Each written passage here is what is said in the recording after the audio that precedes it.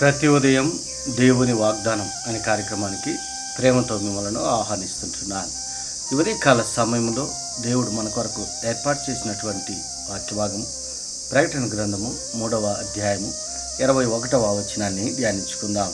ప్రకటన గ్రంథము 3వ అధ్యాయము 21వ వచనాన్ని ధ్యానించుకుందాం. నేను జయించి నా తండ్రితో కూడా ఆయన సింహాసనమందు కూర్చుండి ఉన్న ప్రకారము జయించు వానిని నాతో కూడా నా సింహాసనమందు కూర్చుండనిచ్చేదను. క్రీస్తునందు ప్రియమైన దేవుని బిడ్డలారా, ఈ యొక్క చదవబడినటువంటి వాక్య భాగంలో మనం గమనించినట్లయితే మరి దేవుడు మనకిస్తున్నటువంటి వాగ్దానం, నేను జయించి నా తండ్రితో కూడా ఆయన సింహాసనమందు కూర్చుండి ఉన్న ప్రకారము జయించు వానిని నాతో కూడా నా సింహాసనమందు కూర్చుండనిచ్చేదను. జయించటము అనగా ఈ యొక్క మాటలు ప్రభువైన యేసుక్రీస్తు పలుకుతున్నటువంటి మాటలు. ప్రభువైన యేసుక్రీస్తు ఏ రీతిగా అయితే ఈ లోకంలో జన్మించి మనందరి కొరకు ఆయన మరణాన్ని పొంది మరణాన్ని జయించాడు, అవమానాలని అనుభవించి శోధనలను సహించి మరి ఆయన పునరుద్ధానుడై తండ్రి యొక్క సన్నిధికి ఆరోహణమైనట్లుగా మనం చూస్తూ ఉంటున్నాం. ఆయన తండ్రి యొక్క సింహాసనం పైన కూర్చున్నట్లుగా మనం చూస్తూ ఉంటున్నాం. మరి అదే రీతిగా జయించటము అనగా ఈ లోకాన్ని జయించటం. ఈ లోకంలో ఉన్నదంతయు కూడా మరి వ్యర్థము అని ప్రసంగి పలుకుతూ ఉంటున్నాడు. ఈ లోకంలో ఉన్నదంతయు కూడా మరి నేత్రాశ జీవహుడంబంగా ఉంటున్నది. ఈ లోకంలో శ్రమలు, ఈ లోకంలో అసూయలు, మరి ద్వేషములు, పగలు, కలహములు అనేక రీతిలుగా దేవునికి వ్యతిరేకమైనటువంటి లోకంలో ఉంటున్నాయి. మరి యేసుక్రీస్తు ఏ రీతిగా అయితే ఈ లోకాన్ని జయించాడు, పాపాన్ని జయించాడు, ఆ శోధనను జయించాడు, మరణాన్ని జయించాడు, అవమానాలను జయించాడు, అన్నిటిని జయించి ఆయన మరి మరణించి మరణములో నుండి తిరిగి ఆయన లేచి తండ్రి యొద్దకి చేరినట్లుగా మనం చూస్తుంటున్నాం.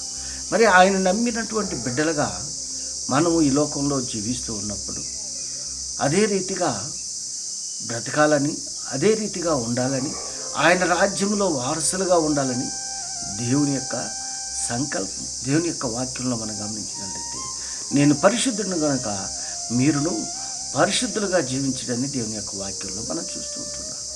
మరి ఆయన రాజ్యంలో మనం ఉండాలని ఆయన చిత్తంగా ఉంటున్నది. ఎందుకనగా ఆయన రాజ్యము శాశ్వతమైనటువంటి రాజ్యం. ఆయన రాజ్యము నిత్య జీవం కలిగినటువంటి రాజ్యము. ఆయన రాజ్యములో సంపూర్ణమైనటువంటి సంతోషము, సంపూర్ణమైనటువంటి ఆనందము, నిత్య ఆనందము ఆయన రాజ్యంలో ఉంటుంది. ఈ లోకంలో నీకు ఆనందము దొరకచ్చు, అది తాత్కాలికమైనటువంటి ఆనందం. సంతోషం దొరకచ్చు, అది తాత్కాలికమైనది.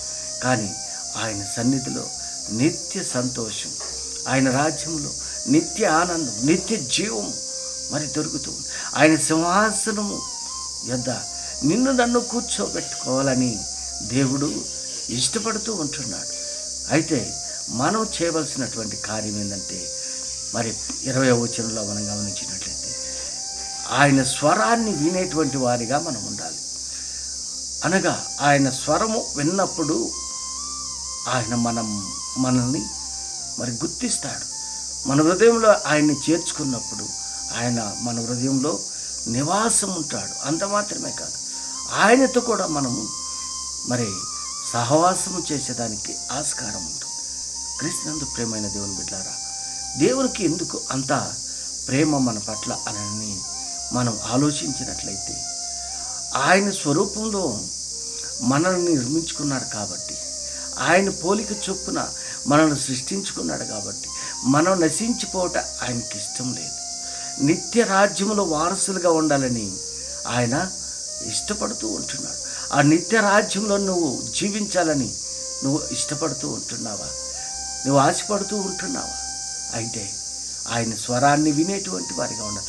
ఆయన ఆహ్వానించేటువంటి వారిగా నేను ఉన్నప్పుడు తప్పకుండా ఆయన చిత్తానుసారంగా జీవించినప్పుడు, ఆయన ఆజ్ఞ ప్రకారం మనం జీవించినప్పుడు తప్పకుండా దేవుడు ఆయన రాజ్యములో, ఆయన సింహాసనం, ఆయనతో పాటు మనల్ని కూర్చుండి ఇచ్చేదానికి అవకాశం కల్పిస్తాడని ఈ కొద్ది మాటల ద్వారా నేను హెచ్చరిక చేస్తుంటున్నాను. దేవుడి యొక్క మాటలను మరెక్కువగా మీకును మీ కుటుంబాలకును ఆశీర్వాదకరంగా దేవుడు మార్చును గాక. ఆమేన్.